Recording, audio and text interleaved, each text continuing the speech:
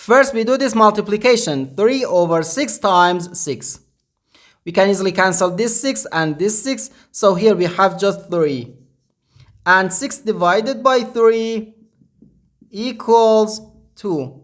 But this answer is not correct, because according to the order of operations, multiplication and division have equal priority and we have to work from left to right.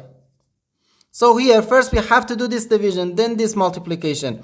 If we do this multiplication before this division, it is wrong.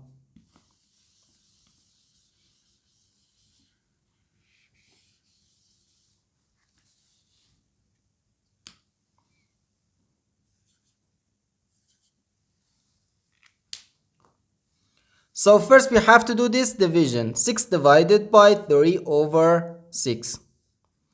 According to the KCF rule, K stands for keep, C stands for change, and F stands for flip. We can write keep the first fraction, change division to multiplication, and flip the second fraction. Then times 6. Now, let's simplify this fraction. 6 divided by 3 gives us 2. And 3 divided by 3 is just 1. So here we have 6 times 2 times 6 over 1.